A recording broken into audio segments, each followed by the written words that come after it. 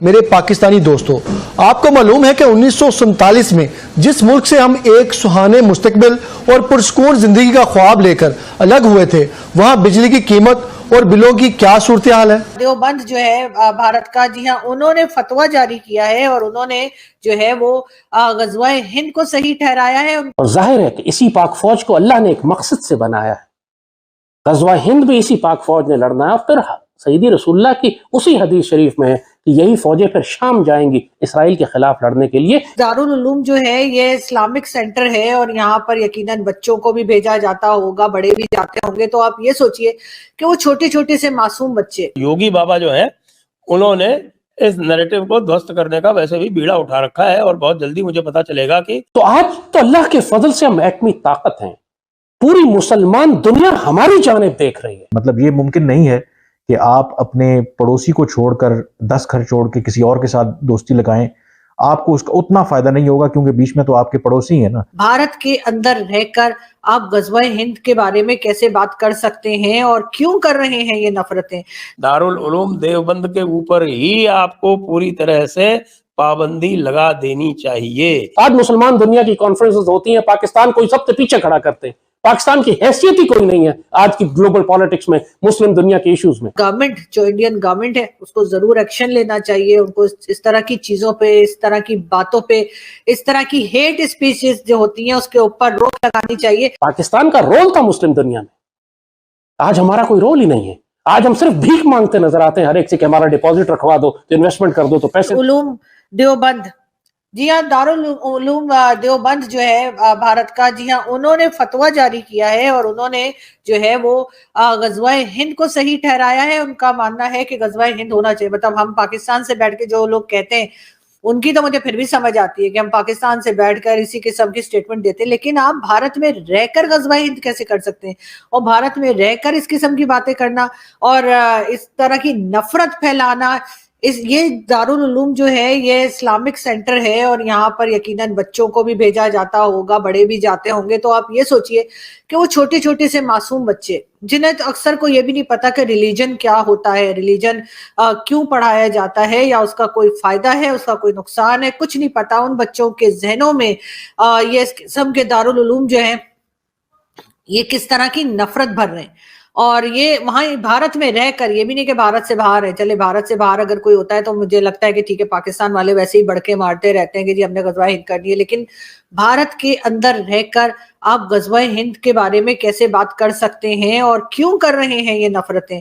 तो बिल्कुल इसके ऊपर मेरा ख्याल है कि गवर्नमेंट जो इंडियन गवर्नमेंट है उसको जरूर एक्शन लेना चाहिए। उनको इस तरह की चीजों पे, इस तरह की बातों पे, इस तरह की हेट स्पीचेस जो होती हैं उसके ऊपर रोक लगानी चाहिए, इससे पहले कि ये चीज बढ़ते बढ़ते खौफनाक हद तक बढ़ जाए। गर्मियां सर पे हैं और गर्मियों में बिजली के भारी भरकम बिल जैसे आपको बिल बुलाने पर मजबूर करते हैं, वो अब हमारा हमेशा का रोना है। तकरीबन 50 रुपए फी यूनिट के साथ हजारों और लाखों रुपए के बिल भरने वाले मेरे पाकिस्तानी दोस्तों, आपको मालूम है कि 1947 में जिस मुल्क से हम एक सुहाने मुस्तकबिल और पुरस्कून जिंदगी का ख्वाब लेकर अलग हुए थे, वहां बिजली की कीमत और बिलों की क्या सूरत हाल है। अगर नहीं तो फिर सुनते जाइए और शर्माते जाइए। दिल्ली जो कि इंडिया का दारुल हुकूमत है, वहां बिजली 7 रुपए फी यूनिट है, लेकिन ठहरिए आगे भी सुनते जाइए। सिर्फ बिजली इतनी सस्ती नहीं बल्कि दिल्ली वासियों के लिए 200 यूनिट के इस्तेमाल पर बिजली बिल्कुल फ्री है और 400 यूनिट के इस्तेमाल पर बिल आधा यानी 3.5 रुपए फी यूनिट है। इसी तरह भारतीय पंजाब में 300 यूनिट तक के इस्तेमाल पर कोई बिल अदा नहीं करना पड़ता, जबकि राजस्थान में 100 यूनिट पर बिजली फ्री दी जाती है। दीगर 26 रियासतों की बात करें तो अवाम को बिजली पर खरबों रुपए की सब्सिडी दी जा रही है। यानी आप कह सकते हैं कि दिल्ली में बैठे अरविंद मल्होत्रा जिन 200 यूनिट्स का कोई बिल अदा नहीं करते, इन्हीं 200 यूनिट्स का बिल इस्लामाबाद में बैठे मोहम्मद सिराज 10,000 रुपए से ज्यादा का टीका लगवाते हैं। लेकिन ठहरिए, अभी नहीं, अभी कुछ और झटके भी बाकी हैं।